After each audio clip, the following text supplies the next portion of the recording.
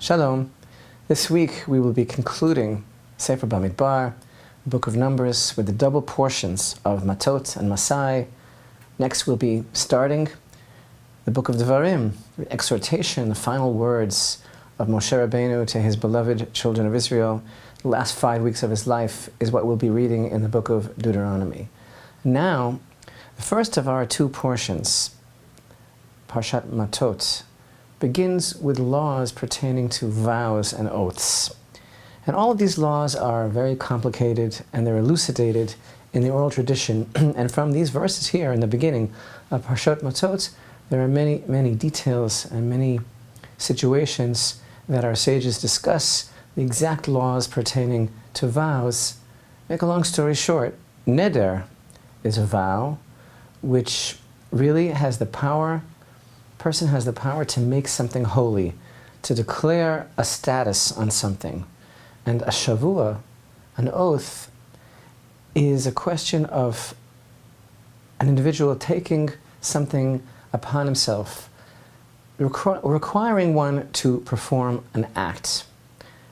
And both of these instances, the concept of the oath, the concept of the vow, show us the tremendous power of the spoken word, something that we've spoken about before. And indeed, Bilam, heathen prophet, had the power of the word for evil. But here, we're talking about the tremendous, tremendous cosmic force of articulation. A person making a neder or a shavua, a vow or an oath, to change the very status of something, to declare something to be holy, or to take upon oneself the obligation to perform something. Here, this is the power of the spoken word that propels the individual to a new level of holiness. So this requires a high level of consciousness, of connection, of being aware. And for this parsha, to begin with this whole section of the vows and the oaths, it's really perfect when we think about it. How we are poised now as a nation, preparing to enter into the land of Israel. It's so perfect because didn't Hashem himself make a vow?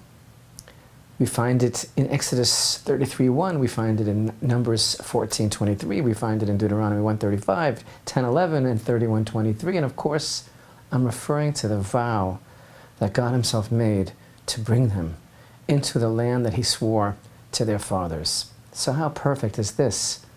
He makes a vow, and in the highest form of imitating godliness, which is actually the purpose of our lives, we're also able to change the very shape of reality by making a vow. But again, this whole concept of making a vow or an oath, it requires that. It requires consciousness, a connection. And this state of awareness, it's really the theme of the whole Torah.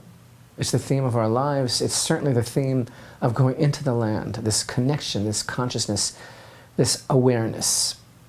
And never to separate ourselves from that goal. Moshe was told that as soon as he concludes the business of the war that he is about to start, the vengeance that must be taken, he is going to be finishing his mission.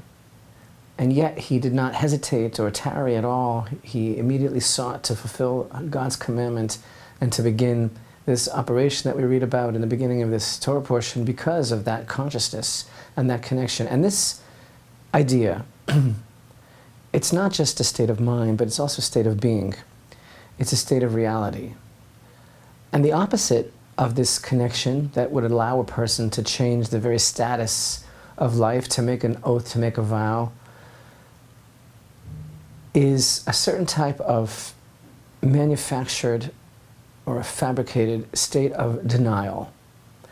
And we're talking here about the very goal of our life experience. We're about to come into the land of Israel. We have a preface here to our new reality that emphasizes the power of the spoken word, for which a person must be able to employ a certain level of focus, of being focused. What is that? What are we talking about here? What is this goal of our lives? It's not about being religious, in quotation marks. The word religious is not at all descriptive of what our lives really are, which of course are living for Hashem. We're not about being religious, we're about being alive. We're about being conscious and connected and sensitive, to be sensitive to God and His world, to be sensitive to ourselves and to each other as being part of that world. It's a way of living, but it isn't an ism that could be described as being religious. When Israel enters into the land, and finally she is able to paint her masterpiece, everything is going to be different. The world will be different. That's the goal. It's this connection. And the ism was created when we went into exile, when we failed that mission. And now we have an opportunity again to enter into the land and to make sure that that connection is never severed. So if that's the goal, and these parshiot now are preparing us to enter into the land and to keep that focus and to keep that connection. And it's about a certain level of sensitivity, awareness, focus, consciousness, for lack of a better word. So what is the opposite of that? The unconsciousness that is such a plague to our lives, the disconnect. If you would, the secular viewpoints of viewing the world, viewing the land, viewing our lives in a very myopic, self-serving way, devoid of this God consciousness. Secular denotes an attitude or activities or other things that have no spiritual basis. Synonyms would be profane, temporal, worldly, mundane. In this week's Torah portion, we read about the request of Reuven and Gad to remain on the other side of the Jordan. This was born of a secular view of the land and their relationship with it. They said, this is a great land for livestock, and we've got plenty of livestock. So let us have this land. Don't bother bringing us across. Obviously, their priorities were all confused. They said, we'll build pens for our livestock, and afterwards they said, oh, we'll also build cities to protect our children. And then we'll arm ourselves and we'll be in the vanguard until we have brought all of the children of Israel into their place.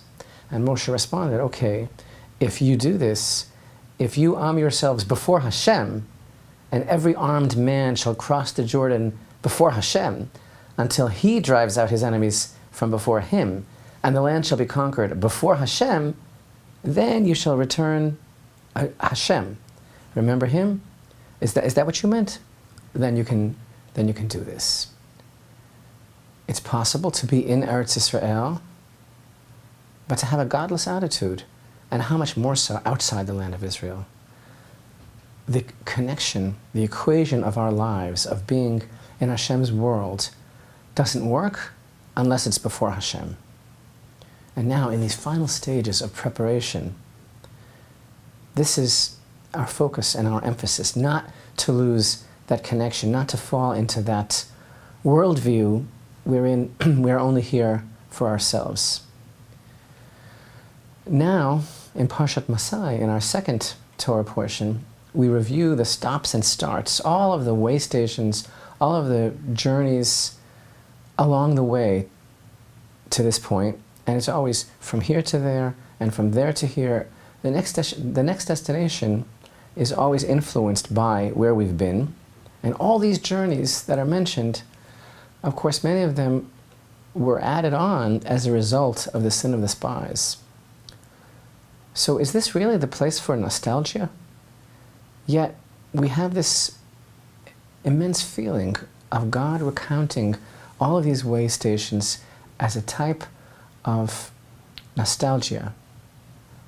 Rashi comments, what is the mood, the idea of the recounting of all of these places? It's like a king who was traveling with his son who was ill, and they were going for a special cure. They were traveling to a doctor, and then recounting those days, he says, "This is where we slept, remember?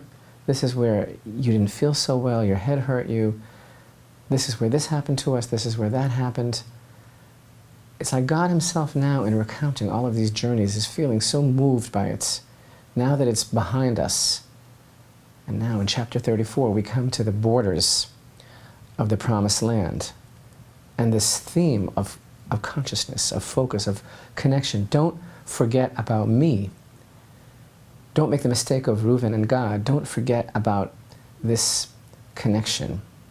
And so as the book of Numbers draws to a close, and we've been through this tremendous adventure in dealing with who we are as people, and finally purging and cleansing in the most cosmic catharsis the issues that plagued the nation during these years. We're about to go into the land.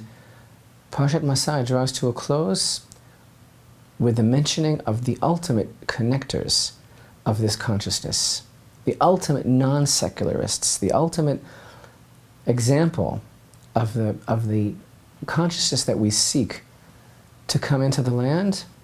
Once again, the daughters of Tzlaf-Chad.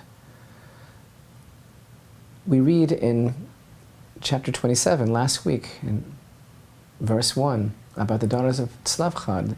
The verse uses the expression, "they drew near." And this is not a simple thing. Their issue, their claim, was not about themselves. It was not only about their tribal portion. They, at a time of crisis for the nation, at a time when the men's hearts were weakened, they drew close. They drew the entire people close. They drew the entire people back to Hashem. They were truly heroines who saved the day because of this consciousness. After the debacle of the spies, we were told to wear tzitzit, that we should not stray, that we should not forget, that we keep this consciousness intact all the time. And the whole book of Devarim that we're going to be reading, the exhortation of Moshe, is all about emphasizing over and over again, never forget what we saw, never lose the connection, so that we can enter into the land of Israel and truly paint the masterpiece that is the destiny of the Jewish people, to bring this connection of consciousness to the whole world.